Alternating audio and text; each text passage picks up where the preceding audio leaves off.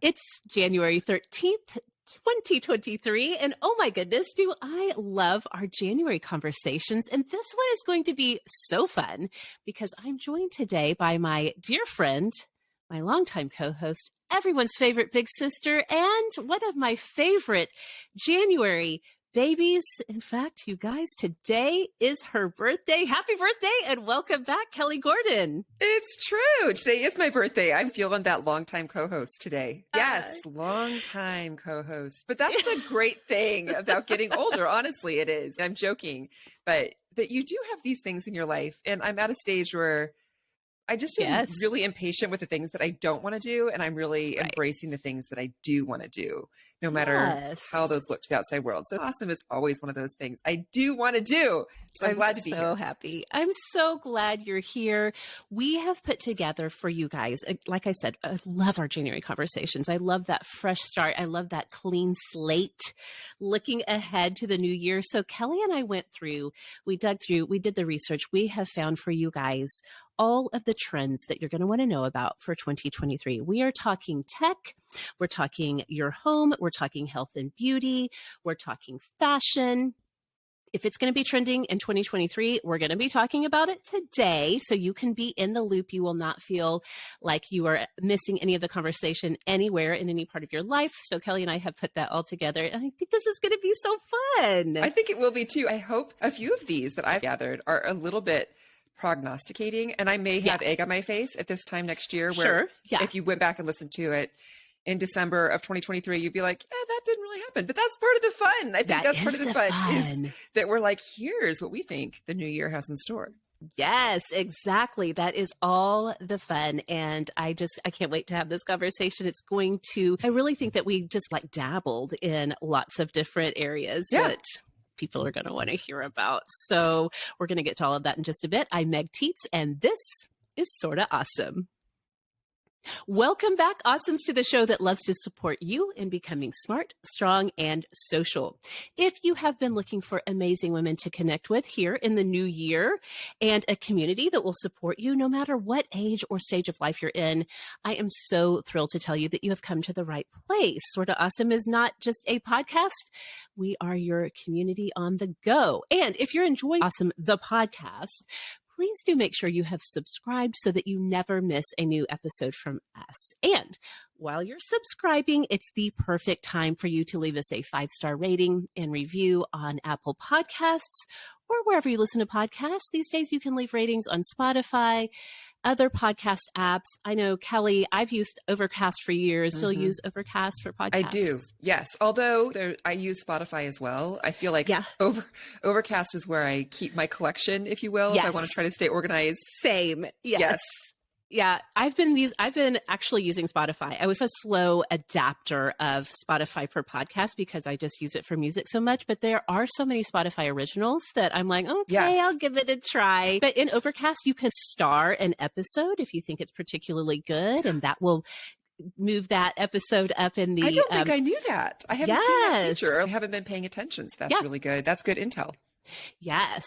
So just give us a little love here at the beginning of the year. It'd be a perfect gift from you Awesomes to us as we start out the new year so we can find new Awesomes and bring them into the fold, bring them into the community, and leaving us ratings and reviews wherever you listen is the perfect way to do that. So Kelly, we have so many fun trends and predictions to get to for 2023. But first, let's go ahead and start this show the way we always do with our Awesomes of the Week. If you're new to the week, is the moment this show where we stop and talk about whatever is making life a little more awesome for you right now, whether it is a book or a TV show, a movie, a podcast, a product, something that's bringing that gold sparkle that we definitely all need here in the midst of January. Although, Kelly, I'm sure with it being your birthday, you've got sparkle to spare. And my daughter's birthday is this month too. Actually, I know a lot of people who have January birthdays. January baby, yes. Yeah. Rebecca has a January birthday. It's a big month for birthdays. So it is. And in some ways, it's a hard month for birthdays, I feel like, because it's right after the holidays, and especially with my daughter's birthday is even before mine. Yes. Right at the beginning of the month, you're like, oh, yay, more celebration, more presents. But at the same time, there's something, and maybe this is just because I grew up in the North and what January is. January feels very crystalline to me. Look at almost that. magical. There's just like right now we're having a lot of freezing fog in the morning and we have tons of snow. It's very wintry looking. And so when that fog freezes on everything and everything has got hoarfrost and it's white and then it starts to fall as the sun comes out. I don't know. It does feel magical and really cold sometimes, but also I'm going to go with magical. I love that. That is not our experience of January here. Yes. Although one thing that we do get in Oklahoma in January, sorry for this little side. Sorry, you guys. This is what we do. This is exactly Welcome how to Kelly and I Sorta have Awesome. Conversations. Yes. But we get really great sunsets and sunrises, just like gorgeous skies, the pinks, the purples. It's just every morning. And I have two close friends who live here in the city who will text me regularly, be like, go look outside right now just to make sure I don't miss a good one. But I don't know what it is atmospherically that happens in this part of the country in January and December as well. But it makes up for the winteriness of it all when we have those gorgeous skies. And I think it's something probably with how low the sun is, like where the rays hit the atmosphere that make the colors better. But yeah, I think that's really cool. There is some magic to this time of year, I feel like, that is unique. So we'll embrace it. We'll take that little birthday magic. For sure we will. We'll take all the magic we can get. But let's get back to Awesome of the Week. Yes. What do you have for us what are we this doing? week? Yes. I actually have something that I'm laughing because I would say it was a Christmas gift, but it's also a Christmas gift that I bought myself. Oh, yes. That still counts, right? Absolutely it does. This is something that I've had my eye on for more than a year. And finally I was like, I'm just going to order this. And I got it and I gave it to my husband. I said, here, give me this for Christmas. Yep. And so what it is, a wooden puzzle table to do puzzles on, jigsaw puzzles, so that you can easily move the puzzle. And also this one, this is what I really liked about it, has drawers to it as well, small drawers off the side, so that you can pull drawers out and you can like store pieces. This is what I'm going to say is that I have been eyeing this one for a while. It was about $55. Okay. I ended up ordering it from the actual manufacturer website. It was a little cheaper at Christmas than you can get on Amazon. But you guys, when we got it, when my husband opened it, it was poorly made. This might be, I've looked in the reviews and it looks like it might have maybe even been, because when we got it, it was like that super cold spell all through the US, like temperatures in our area were really below freezing. So parts where they glued the wood, I think had come unglued. So it was very fixable, and the company like gave me my money back, or they gave me a store credit, but it was worth fixing. So like my husband's, I can use some wood glue and some small nails and we'll just put it back to, it wasn't like completely falling apart, but there were parts of it that were coming undone. So he fixed it up for me. So in that sense, he did do work on my Christmas gift, and it is so great. So I didn't actually get to start using it until January because of the way the holidays went. And so we've been doing a puzzle on it right now. It is pretty big.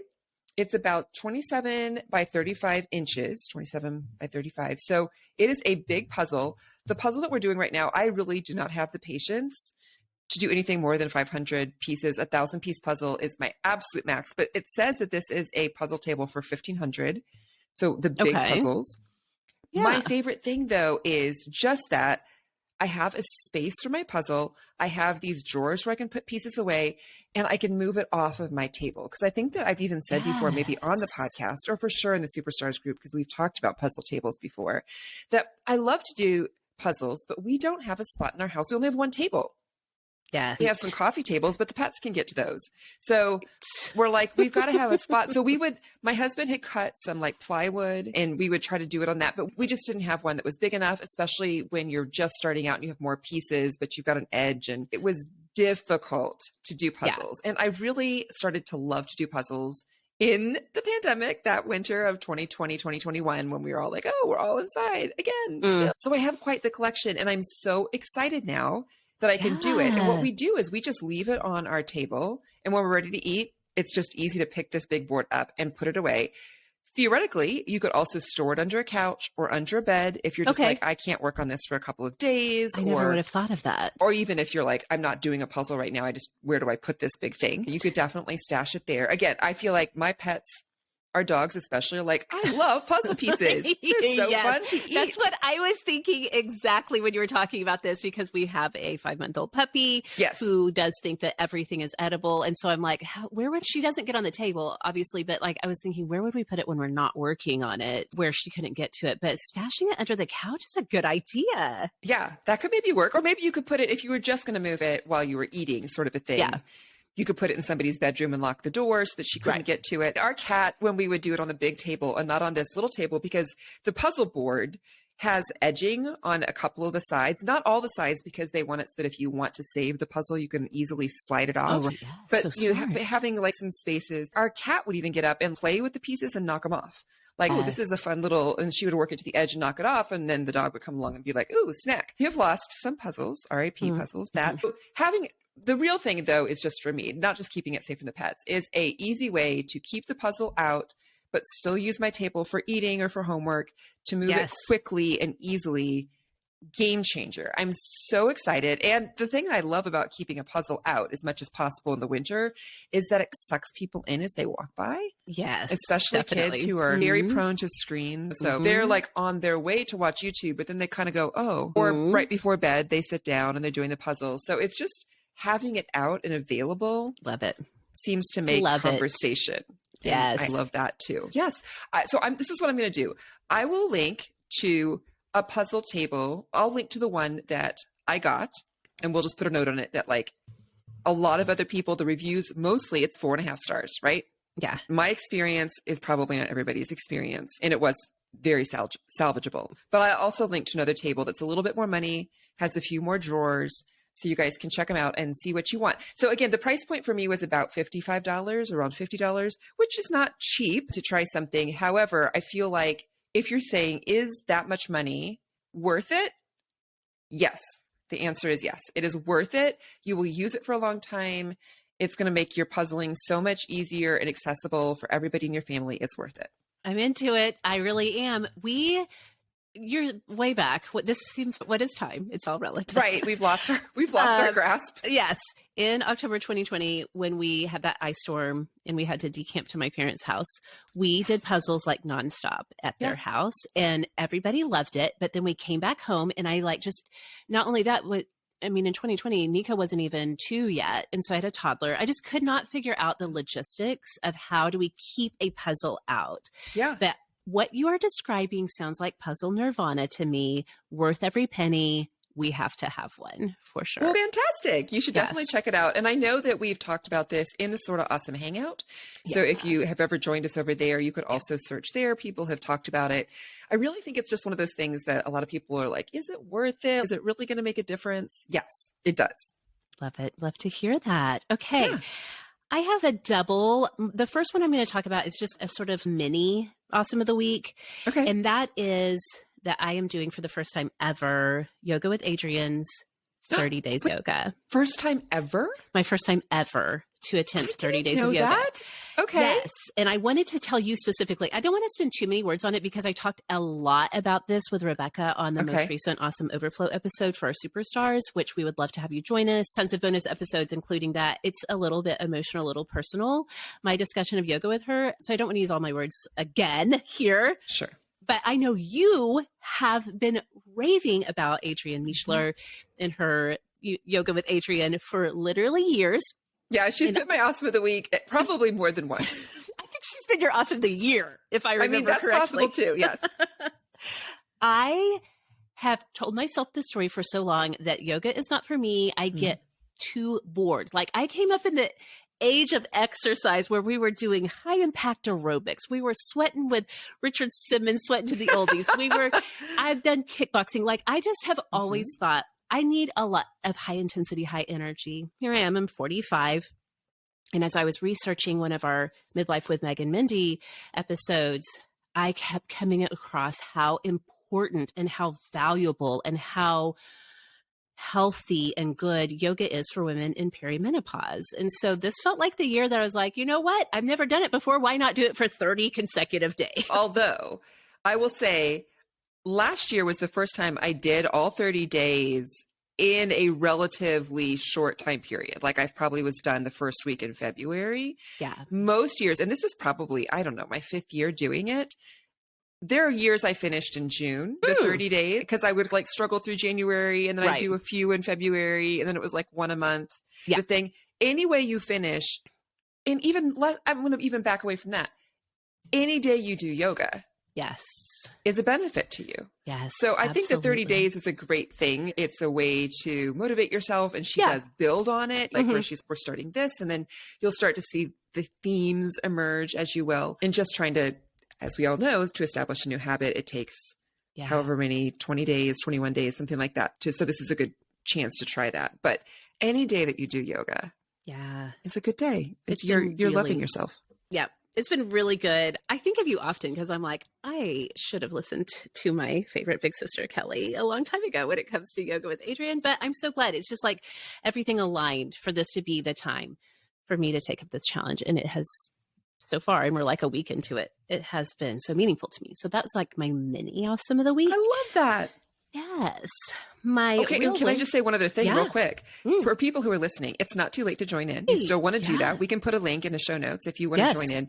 We talk about it some in the Sorta Awesome Hangout, but we also even have a group called Sorta Yogis. Yes. That tends to resurrect every January because we're talking about the different days and wow, this was hard or this was awesome. So you can join us there. You can find your community. Absolutely. Yes. Okay. We will put links in show notes for all of that stuff. Yeah. My real awesome of the week too is I have a product. I have been TikTok influenced, not for the first time and surely not the last time. I do not know how, when, where I found this, but I do feel like I did find it on TikTok. And I brought a visual for you, Kelly. And I love that. Anybody who sees this on video. Okay. So this is an LED nightlight. So look, I'm touching it. It's a touch LED.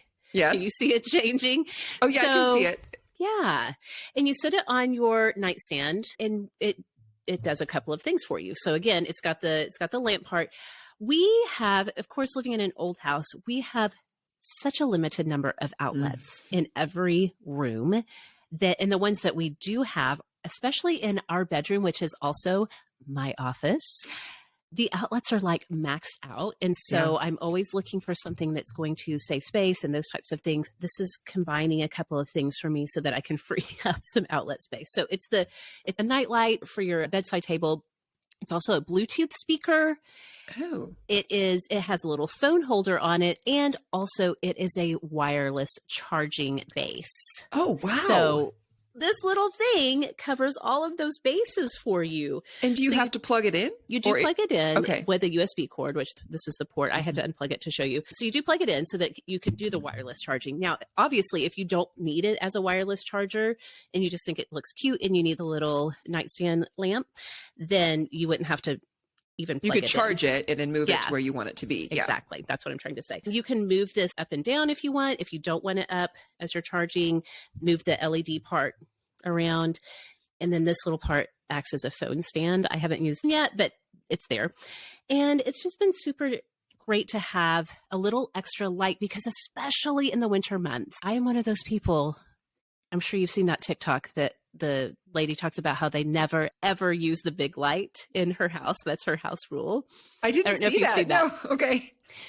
TikTok knows me well. And then why TikTok is she goes so like that? Because the big light is just like on a sensory level. It's just so garish. And what does she mean by big light? Like overhead lights? The overhead lights. Okay. Yes. And so I've seen that audio be used where people are showing like all of their like little fairy lights, their candles, their LED. That's just like allows you to have soft lighting throughout the house without having to turn on the big light.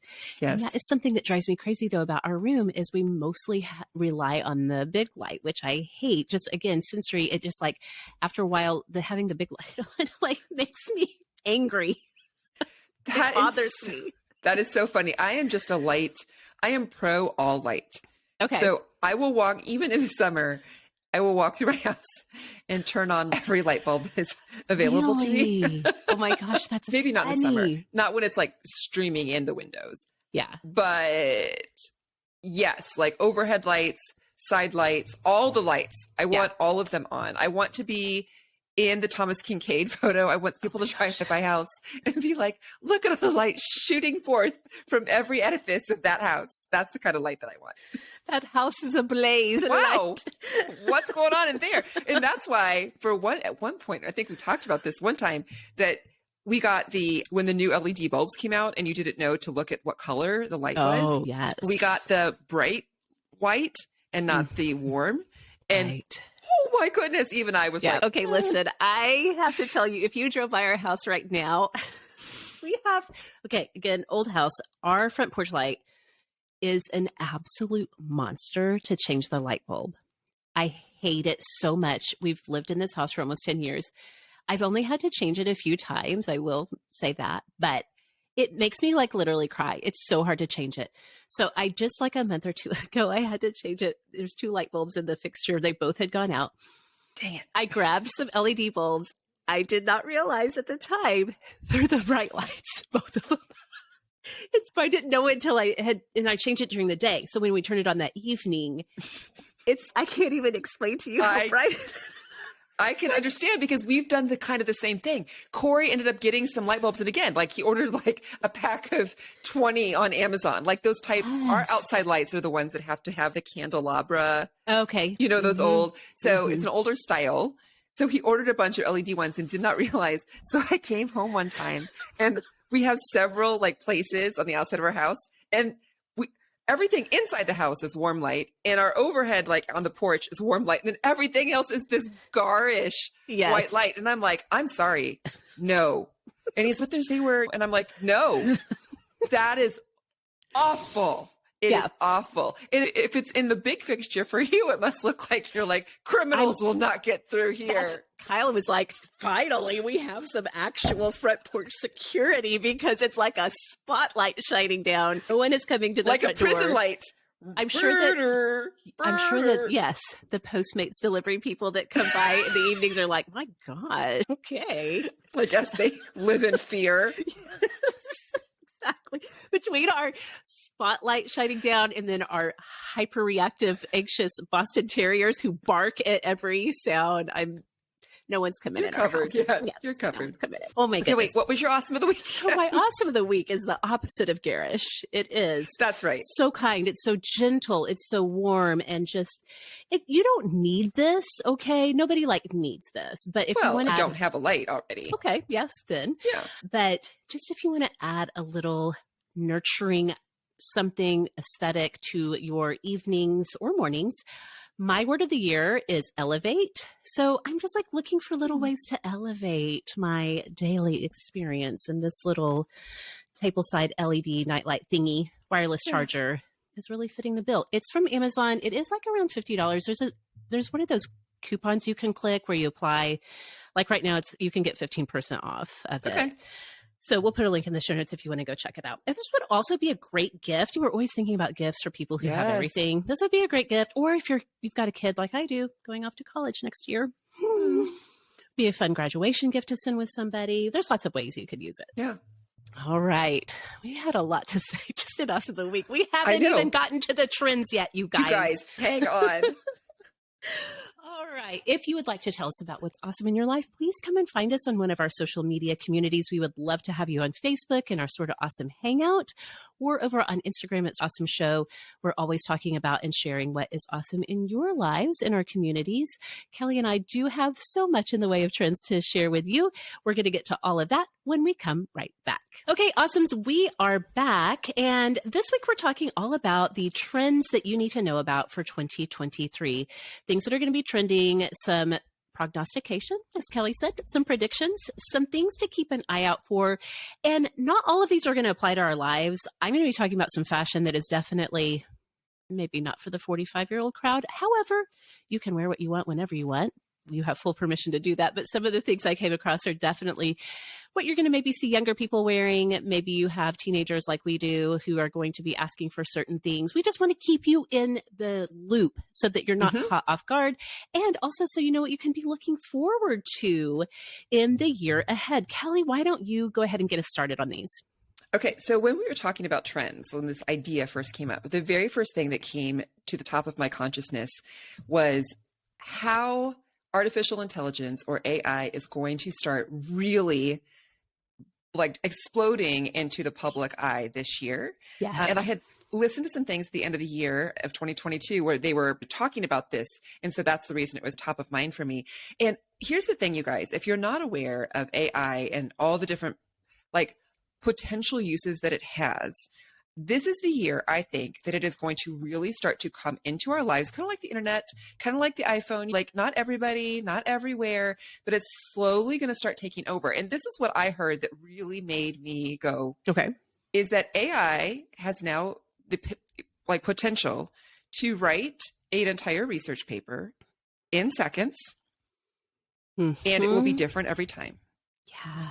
So in that sense, they were saying like the ability to write things, to produce content like that, looking all around the internet, citing its sources, doing its thing. And even like people have said that when you look at it, you expect, well, there's probably going to be bad grammar or there's going to be things I'm going to be able to tell. And they're like, no, it really wasn't. Like there's almost more bad grammar in the research papers that come in. Like in that sense, what they were talking about, of course, is for like college professors who are already on major plagiarism watch. And there's all these websites that they can scan papers through to see if there was anything that was plagiarized.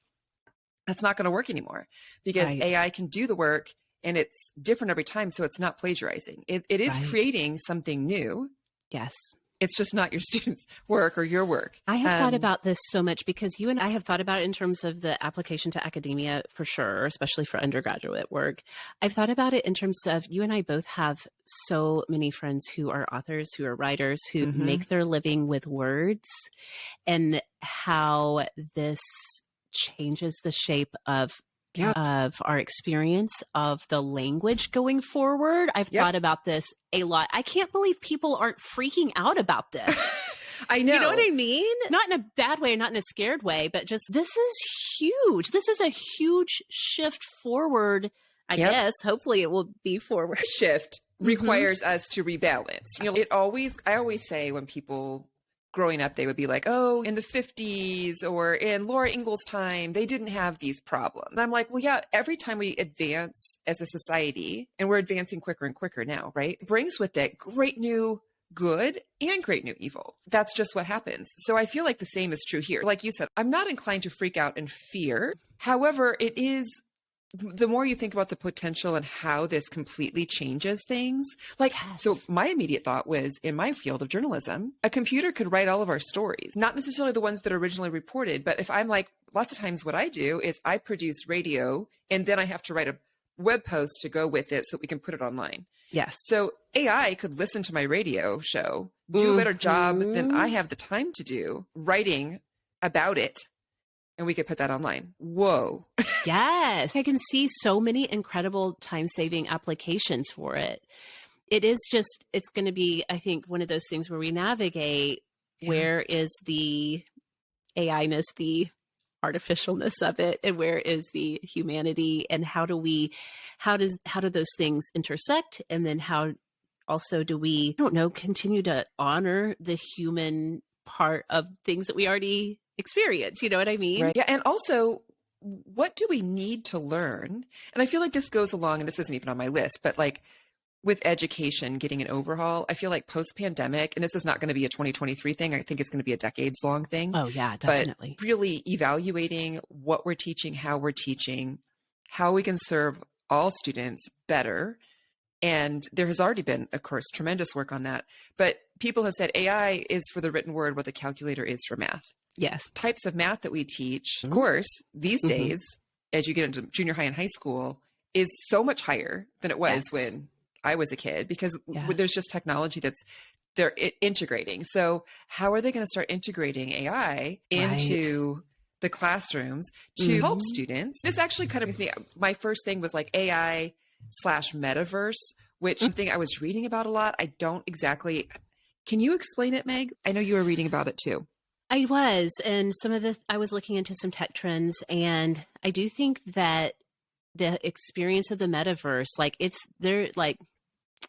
the companies that are really invested in that are continuing to push forward into it, to the point where some of the things that have recently come out, products that are being developed, are like ways that you can even experience. So going into the metaverse, it's a virtual reality experience, and that can be applied in so many different ways. And now brands, companies are coming along and creating products to where you can enhance the smells that match a certain virtual experience, that would elicit like the same kind of physical response that you might have.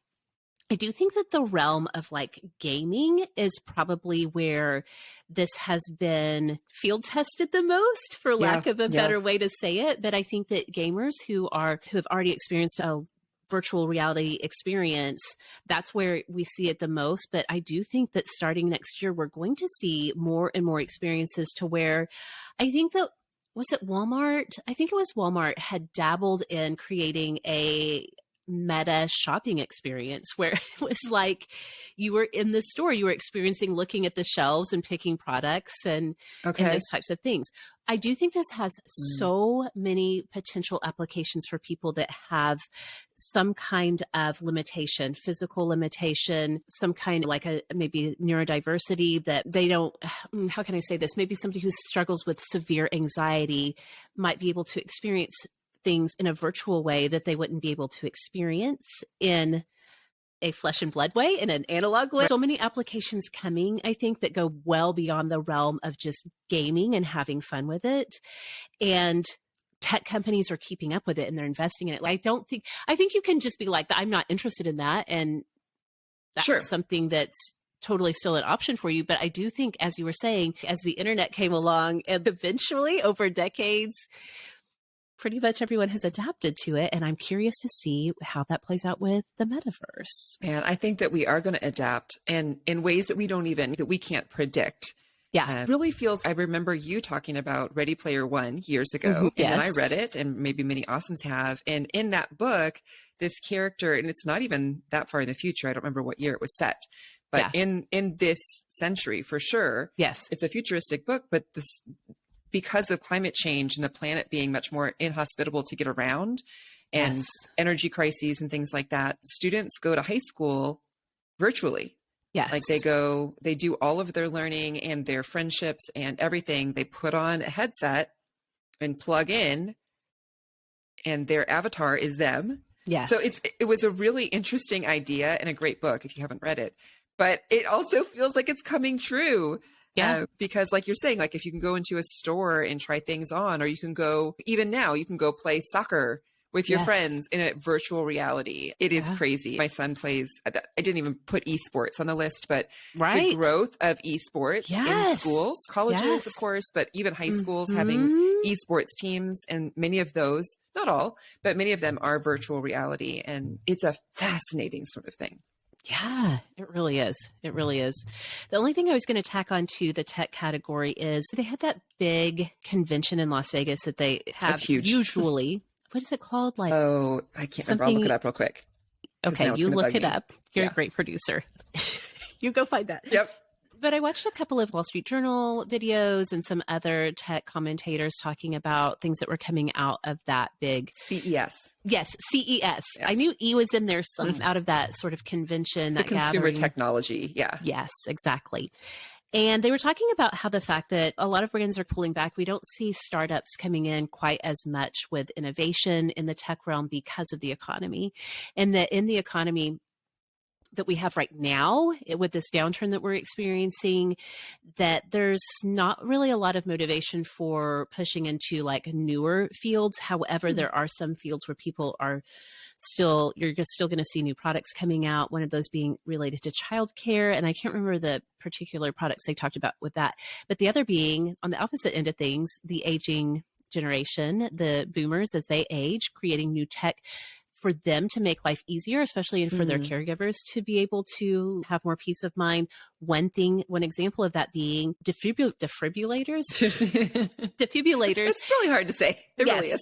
That you keep at home. And you might see those, we've seen those out in public, like at stadiums or like in malls or whatever. But now that technology is being adapted to where you can have one that is just at home. So those areas that are just those are just like the core parts of life, taking care of each other, that we're still seeing new tech come out there. So I thought that was interesting. Yeah. In fact, have we ever talked about this? One of the things, and this is not virtual reality, it's just cool technology. In the nursing care home where my mom was, and they had this in the memory care unit that she used to be in as well, they have cats that are a motorized, super high tech, very cat that it can, I don't know that it can walk, but it can like sit up and lay down. It purrs, it turns its head, it can move its ears, its eyes. It will, it's eerie. You definitely aren't going to mistake it for a real cat. Right. Like, it's not that close, although we're probably just on our way, but it doesn't require any upkeep. It doesn't need food. And for all of the patients there, just to have it in their lap and to pet it, and if you're petting it, it will purr, is so soothing for people who are older, especially if they're lonely, to have this. So it is amazing the ways that tech is, it can, of course, there's all sorts of problematic things, I'm sure, but that can enrich our lives. It's fun. It will be fun to see how this is going to change. So we want to say this, the awesomes, is that you heard it here first. When you hear people talking about AI this year and the metaverse, you can be like, I heard that on Awesome. You'll know. I mean, what we don't even know we're talking about, but we're saying it's coming. Absolutely. Yes. Yes. Okay, Kelly, I'm going to shift our gears a little bit and talk about something that I do think impacts us, especially in our awesome community, and that's fashion trends. Okay. I didn't even look these up, so I'm really excited to hear what you have to say. Okay. Again, like I said, I'm 45. I'm always like settling into my own thing that feels comfortable, feels good for my body. However, one way that fashion trends affect all of us is when you go out to buy new clothes, these are going to be the things that you see in stores. So whether or not you feel like you want to be a person who dresses on trend, or if you're more comfortable with your own style, just know that you're going to be seeing these in stores. And that's why I wanted to give you the heads up. First of all, we are done with the phase of the mini skirts, which that's not really my thing, but they were everywhere for a hot minute. Now we're moving back towards maxi skirts. A couple of different variations on it. One being the denim maxi skirt. I'm sorry. Yes. What? It's what you're thinking. It is what you're thinking. It's a modern, updated view on the denim maxi skirt. Yes, like from the 90s homeschooler. That was like from culture. The homeschooling era? Yes. Okay. Yep. Tell me more. I don't know that I will wear this, although I'm intrigued, but it's a really trendy thing that's happening right now. If you have a denim maxi skirt. If you still have one in the back of your closet. Yes. And if you do, please come to the Sorta Awesome Hangout and share it with us. Post a picture. We need to see those from the back of your closet. Maybe it was even your mom's from the 90s and you inherited it. Who knows? But those are really big. Those started trending last fall, going into 2023. Those are really big. However, on the other end of the maxi spectrum, a slim silhouette maxi skirt is very on trend right now. So instead of having all that material, especially in denim, oh my gosh, it feels like those would be so heavy. I know. But of course they have made updates in denim since the 90s as well, as far as it being lighter, stretchy, things like that. Hopefully it wouldn't just be like you're wearing a big sheet of Levi's around you. Yes, exactly. So a slim silhouette maxi is really big right now. Cargo pants. I know you and I talked about this last year. Cargo pants are continuing to be on trend. They are still everywhere. However, the sort of update for 2023 is they're getting bigger and bigger pockets. In fact, big pockets, oversized pockets are big on everything right now. They're big on bags. In fact, big bags are trending. Utility style, really big bags. So last year it was more of like the baguette style that's just like tucks under your shoulder. It's like we're going the totally different opposite direction this year with big bags. But pockets and just like a really utilitarian vibe is going to be everywhere in stores in 2023. I love a cargo pant. I don't know that they need bigger pockets. That's what are they fewer pockets then? No, I think they're like placed in the same way, but they're just bigger. AJ just ordered some from H&M, so we'll see how they play out in real life in real application. But I thought that was really interesting. A couple of things that are trending right now, you're going to see, again, not for maybe my age group, tiny shorts are in. I feel like those were in last year as well with the mini skirts, like very short things. Yeah. Low-rise jeans are everywhere. No. I don't know if anyone's excited about that coming back. Probably people who didn't live through it the first time. Yeah. But the rest of us are like, no rebuke. We rebuke it. Back to the pit of hell. Yes, exactly. Why did these have to come back? We do not know. Okay.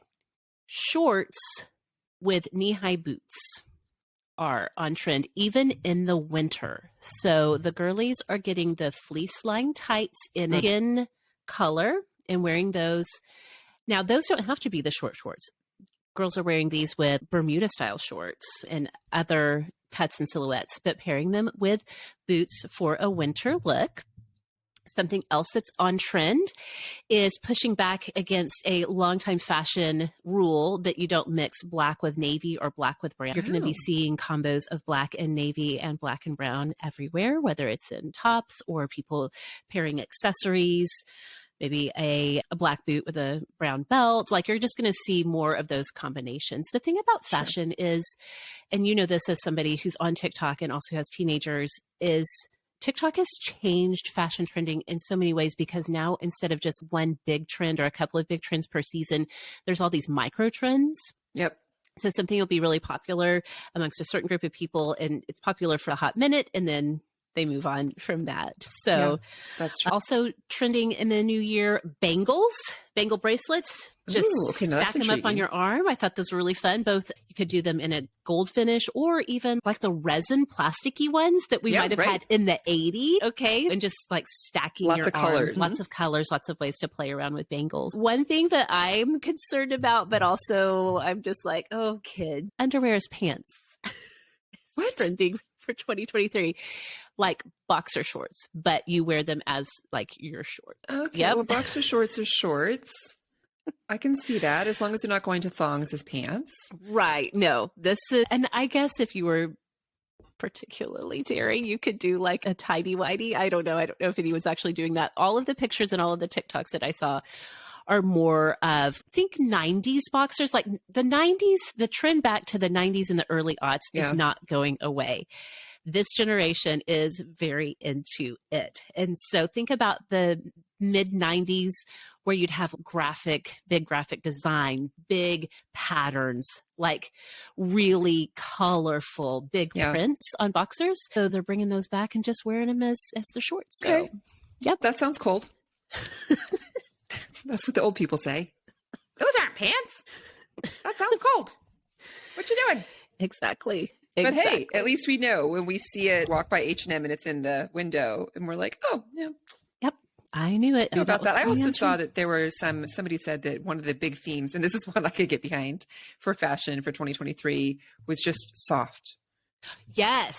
That's huge for 2023. Soft everything. Soft. I think. Yeah. I'm like, I'm pro soft. Yes, especially in the winter, obviously. But just, I am a texture person. I'm one of those people who like walks through the store and I'm touching everything like, oh. And so my daughter and I, when we shop, I'm like, just feel how soft this is. Yes. What did they make this out of? It's like the downy wings of baby angels. Definitely. I love it. I bring that amazing. All to me. You know what? Speaking of that, you did look into some home trends. You want to go ahead and talk home trends? I've only really got one. Okay. But that's okay. I think this is one that I just thought was interesting because I don't know how it's going to strike everybody. This is, and I've seen this multiple places, so I feel very confident about this. Gray is out.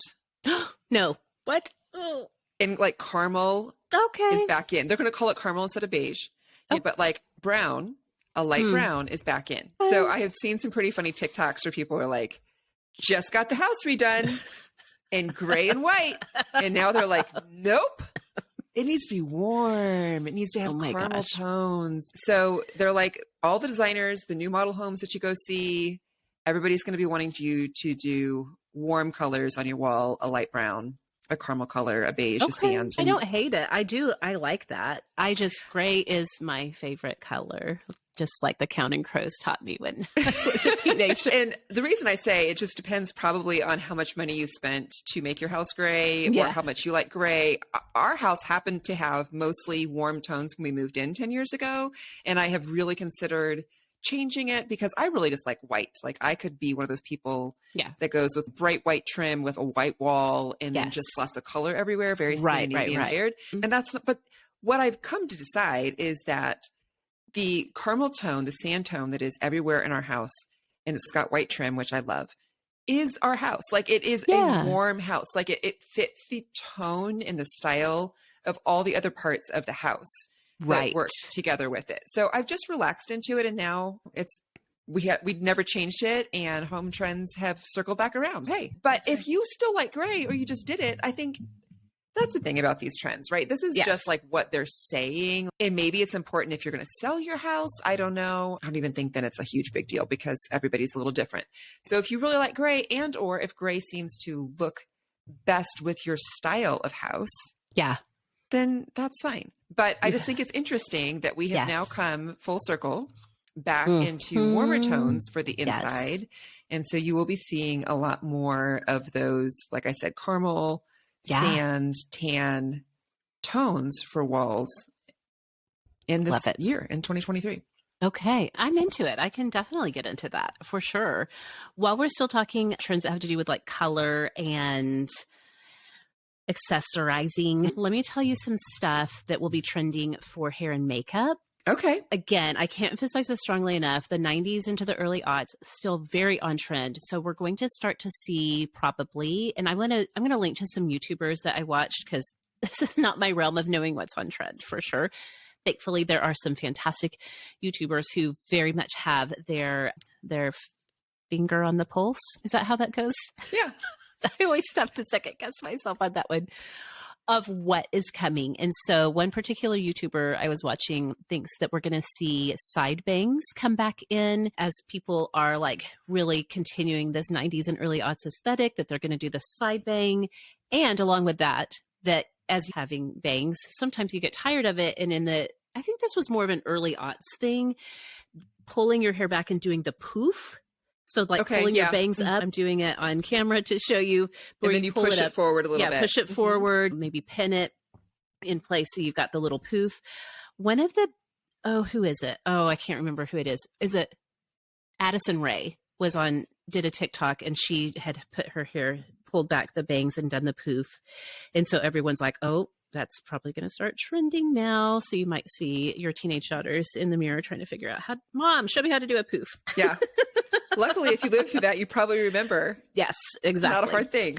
Another thing that this YouTuber thinks is going to start trending again is that we're going to move away from the super stick straight blowout look and go back towards a 90s perm look. Interesting. So think more in terms of Carrie Bradshaw character on Sex and the City, just like that wild. It's not meant to be a super tight like poodle perm like we did in the 80s. It's meant to be more relaxed, but it's bringing color, not color, well maybe color, but it's bringing curl and wave back to our hair, especially if you have that naturally to just embrace. And that's been on trend for a while, but exactly. Let's see. So look for more tech and beauty. For example, there is a brand now at Walmart. I haven't checked this out, but it's called Hair Lab, where you go in certain Walmarts and they have a Hair Lab machine. You sit down and the machine assesses your scalp and your hair texture and basically gives you a readout of what kind of products you need based on like how oily or not oily your scalp is, based on how hard your water is, based on the texture of your hair.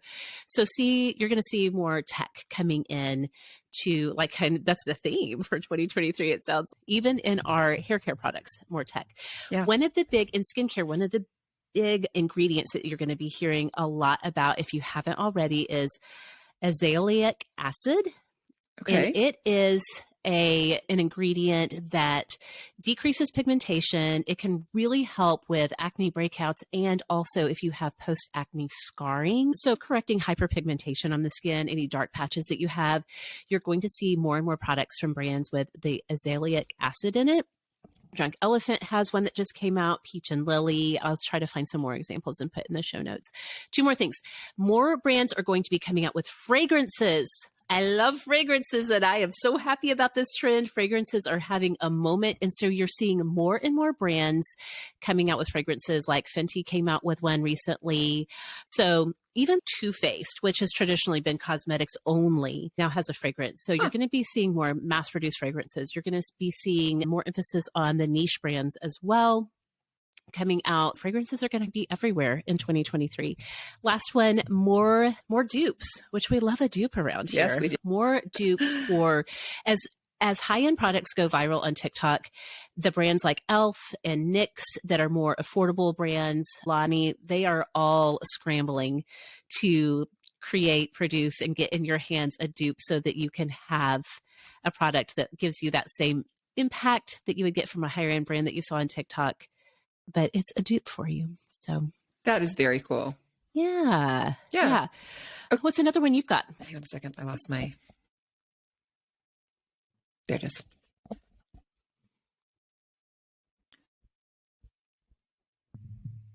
Okay, so one thing that I wanted to talk about, and this is one I feel like, I don't know how this is going to stick, if this is going to be one of the things that we're going to look back on someday and say, oh yeah, 2023, that thing. Okay. But you are going to start hearing about it this year, is my prediction. And it's called cycle syncing. Okay. Tell me more. Have you heard of this? It's come across my radar. Tell me everything. So I feel like the first time I heard it, I wasn't sure what people were saying. So it's about your menstrual cycle. Yeah. And syncing it through the different phases of your menstrual cycle to how you exercise, what you eat, and what you do to help your body do well as it's shifting through its different hormone needs so that you will have just like easier to manage life is the idea of it. Yeah. So the reason that I think you're going to hear about it is it's just getting a lot of buzz, and it's also, it affects so many areas. You could hear it if you follow food bloggers, they might start talking about it because what you eat at different times in your cycle, they might give you different recipes. For sure, how you exercise, like there might be certain times it's really better to do gentle things like yoga and other times when it's better to do things that are more intense. Yeah. And this is all customized to your cycle. So depending on where you are in your cycle, this is what you should do. It's very interesting. I can see how it can have lots of scientific research behind it for sure. Women's bodies change through the course of their cycle. And that is not something that we think about enough, right? Yes. Or that we acknowledge enough, that we say, hey, I'm different on day 1 than I am on day 15. There's all these changes happening. And we're like, oh yeah, there's that week I get my period. Like we've really simplified it down.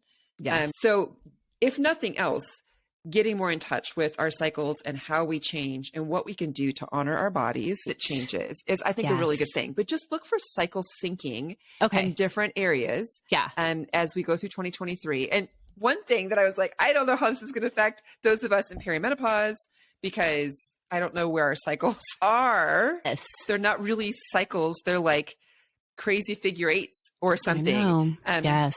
So I don't know if we get to participate in the cycle seeking trend, because I don't know that we ever know exactly where we are in our cycle. However, there's probably wisdom there.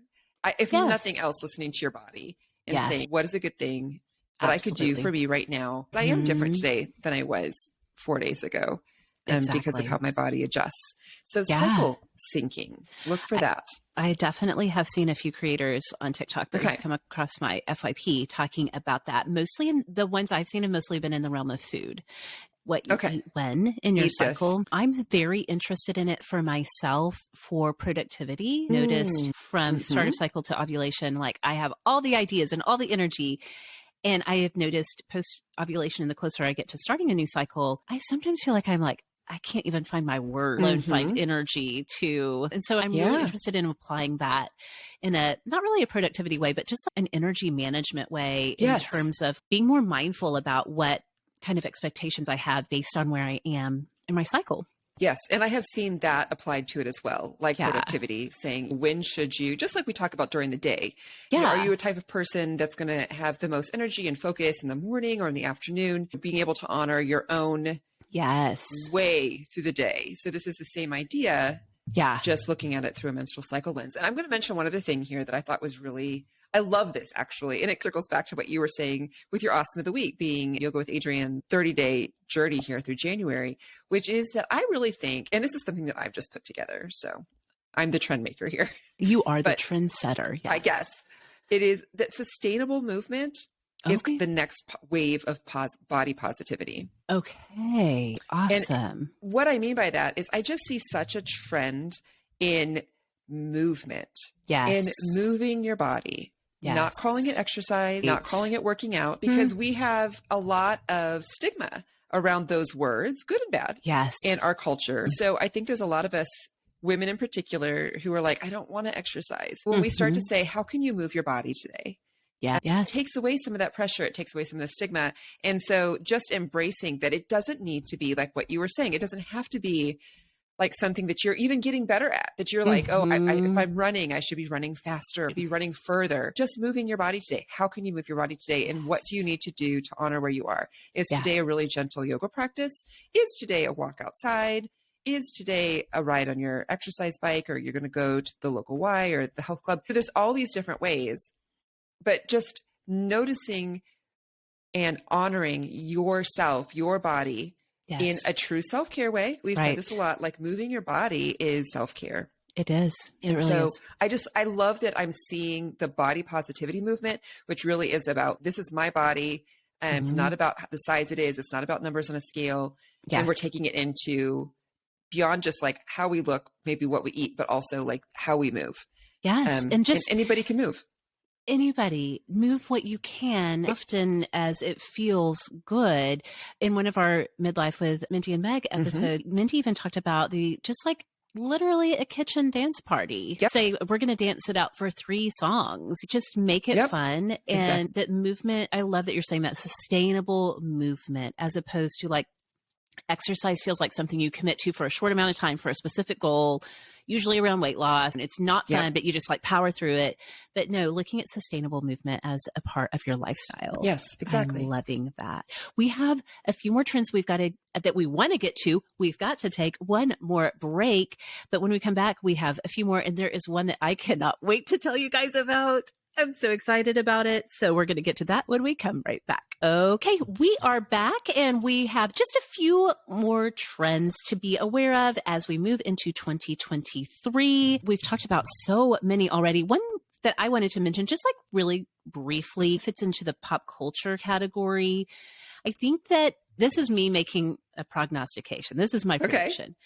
I think we're going to continue to see more avant-garde movies, more like horror and science fiction that are like push the boundaries of what we think of when we think of like popular movies. I'm thinking like what Jordan Peele is doing with Get Out and the other movies that he has created in the shaking up what our ideas of horror are. That I think that horror movies are continuing to be on trend, that people are enjoying those because they are so imaginative. I think people are maybe not over MCU Marvel Cinematic Universe movies, but just like we're ready for new stories. And horror and science fiction are 2 areas where there's like so imaginative, or like how big Everything Everywhere All at Once was last year. So innovative and such different storytelling than we're used to. And I think we're going to see that. I think that the film that just came out, the horror science fiction film Megan, that just came out about the doll. Have you seen the trailer for this, Kelly? I haven't even seen the trailer for it, I don't think. So the premise is that there is a little girl whose parents have died, and she goes to live with her aunt who works in developing AI. And so they create this AI doll that is meant to be like, help this little girl never feel sad again. Well, as is often the case, and the whole reason the genre of science fiction exists is because it takes these ideas of, oh my gosh, there's this new technology. What if it goes wrong? And so the AI becomes fully actualized in the film. Megan is the name of the doll, and the doll starts to do horrible things. Yeah. That movie is really big. Lots of buzz around it right now. And I think that's a great example of as we grasp and grapple with all of the changes that are happening in our bigger collective culture and society and world right now, that we're going to see more expressions of that in pop culture. And I think film is where you're really going to see a lot of that. Yeah. That's my prediction. I wrote down something too that was similar, more in a big way. I just think that in some ways, pop culture is dead, and what we have now is niche culture. Ooh, dang. Y'all write that down, because that is the truth. It's not that there aren't things that are very widely known, but because of the internet and all the different things, we are so segmented that there are very few things that I feel like you could consider pop culture these days. People can find their own things, and there's so much content being created, and a lot of it good. Some of it's obviously not great, but a lot of it is really good. And so I can't get my family to watch anything together anymore because they're so used to watching their own thing. They're like, I don't, that's not exactly what I would choose. Like I was going to go do this thing. I have my YouTube person posted something new or whatever. I just think that the idea it's been a gradual thing, right? I mean, I grew up with the kind of the three main networks or PBS, for sure. And then there was cable, but it was even the olden days. We had a cable box that had an A and a B. Oh my gosh, yes. That was really old. So as things have grown, and then there were DVDs and just, we have so much at our disposal. Yes. That I feel like not in a bad way all the time, but we've lost that idea of a pop culture being something that we all share. Right. Yes. Yeah. There is one thing I know coming in the year ahead that is going to be a sort of unifying moment, right? Yeah. Tell us more about that. I honestly don't know. So you guys, if you aren't aware, one of the big things that I feel like you just need to have on your radar for 2023 is that Charles will be coronated as king in England in May. Okay. So I had forgotten, honestly. Like the Queen died. And then we were like, okay, so Charles is king now, right? Yes. But not, maybe he is technically, but they're going to have the big frickin' huge ceremony in May. And I don't know, we've never seen this happen. Very few people are alive today that have seen a new head of state in England be seated on the throne. So I am fascinated. I think it will be interesting. I do know that there are all kinds of problems with the royal family right now, with the Harry and Meghan documentary and then the book coming out. It might be just another moment for people to be like, why are we caring so much about these people and blah, blah, blah. I'm sure it will be not without controversy. But if nothing else, it will be fascinating to watch and the pomp and circumstance and to see what happens. That's going to be a big thing. That is not a bad news thing necessarily coming in 2023. So I just felt like we needed to put it on your radar. Yes, definitely. Be aware. I'm like you. Like I saw that you had made a note of that. And I was like, wait, he's not like literally already the king. I don't know how these things work, obviously. No, the coronation hasn't happened yet, but it's coming up. And I do think that there's so much conversation, so much people criticizing, people pointing out things that are good.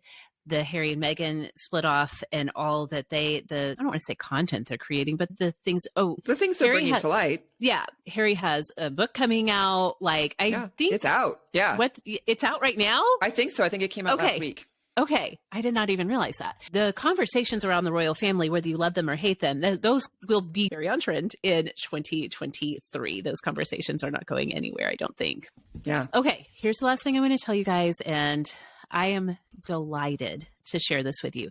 Now, this does have to do with the realm of the stars and collective energy and a little bit into astrology. So this may not be for you, but I think you're going to love the message, whether you believe in this stuff or not. So I want to tell you, I got all of this information from a YouTuber named Sarah Verba, who does all kinds of work and talk around not just astrology, but like around more intentional living and those types of things. I will link to her specific video where I got this from for you guys to go check out if you want to watch the whole thing. But she mentions in this video that on March 7th of this year, that Saturn is going to move from the house of Aquarius into Pisces. And when that happens, it will complete a 3-year cycle. That 3-year cycle of Saturn being stuck in Aquarius is going to come to a close. Kelly, if you think back 3 years from early March. Yep, that was when it all went down. That's when it all went down. And so there's this idea as Saturn finally leaves the house of Aquarius and moves into the house of Pisces that we're bringing to a close collectively everything that has happened in the past 3 years. And she really encourages that starting in March, that is a great time. You can do it anytime, of course, but especially when that energy is really high in March, it's a great time to ponder, to reflect on, to record for yourself what you've learned over the past 3 years, to really take the time to go inward, to get honest with yourself. A lot of us have seen those changes come to light, but how often have we had time to even take a beat to think about what we've learned and what we've experienced? There's going to be a really strong emphasis on the collective wisdom moving as Saturn moves into Pisces. The last time that Saturn was in Pisces was in the mid-90s. So if we think back, those of us who are alive, I was graduating high school and going to college in the mid-90s. It was the last time we had this emphasis on learning from the collective wisdom. And then finally, the thing I'm so excited about is with this shift in our universe, that the energy is going to be softer, more gentle. So when you said earlier, like that everything is focused on softer experience, I was like smiling so much because I was thinking of this. Oh, okay.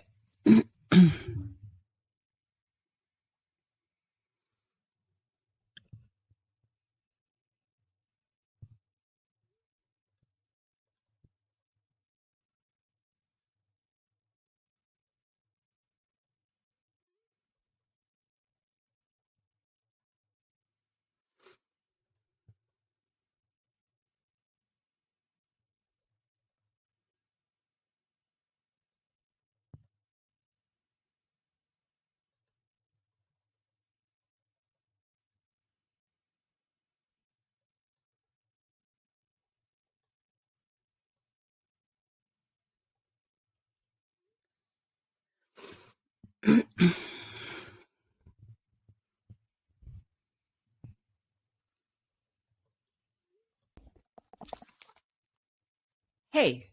Oh, you're here. I'm back. So I was okay, like, good. It looks, and actually I've heard this, in Audacity's still recording. Yeah. And Riverside, I think also, like, it's going to have me drop out, but I think it will still be okay. Okay. Okay. So, Let's just see what happens. Yeah, let's see. Yeah, exactly. Okay. So I lost near the end. Okay. I was kind of looking for a break to be like, I'm just going to go. And then it just shut down. And I was like, you just gave me a warning.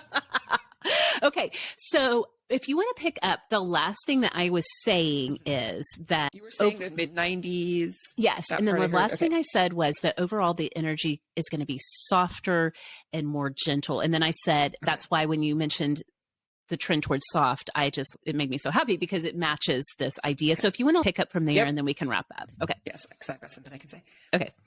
Yes. And actually something that I saw in one of the articles that I read, I thought this is funny. I think it was the New York Times. They were like, one of the trends for 2023, they call it the normies. Okay. The normies revenge. So they're basically saying that we just are going to get back to some normal life. Thank you. So it goes with that, right? I mean, I don't think it's revenge really, but it's just the idea that we've been through a lot and we've been acknowledging this collectively as a culture for sure on the podcast over the last 3 years. So the idea really, when you were saying, like, this has been a 3-year cycle. Yes. Like I got chilled. Yes, it has been. And I will take the affirmation that we are going to just have some boring, bland time ahead of us. Yes, please, any day Lord, right now. Make it happen. Yes. Boring and bland sounds pretty darn good because it just would be a chance for us all to take a deep breath and exhale. So yes, that is obviously the awesomes will take it or leave it as far as the astrology part goes. But I think that we can all embrace a little bit of normie in our lives. Bring on the normie. Let's lead the charge for sure. Yes. We need t-shirts and bumper stickers and everything for sure. That'd be great. Oh, thank you so much for sitting down with me. Thank you for doing the research. I know I had fun digging through all of this. It's very exciting to think about. It is really, it's fun to see. Obviously, as we've said, we don't know how much of this stuff will truly trend the way that people who are smarter than us and pay attention to these little pockets of culture say they will. But if nothing else, I do think that you'll be hearing about most of these things. Yes, for sure. Sure. Again, happy birthday. If the awesomes want to find you on social media to wish you a happy birthday or to just talk about any of this or anything else, where can we find you all around the web? You can always find me in the Sorta Awesome Hangout on Facebook or the Sorta Awesome Superstars group, which is that exclusive Facebook Hangout for our superstar reporters. There's probably some reporters in there. Yeah, there might be. But you can also find me on social media. I'm still on Twitter, still there. So at Kelly Gordon MN, and the same address on Instagram at Kelly Gordon MN. Okay. You can find me on social media at Sorta Awesome Meg. You can find the show by searching Sorta Awesome wherever you are. Give us a hashtag if you're talking about the show. We would love to hear from you. Awesome's happy 2023 again. Thanks so much for listening. We'll see y'all next time.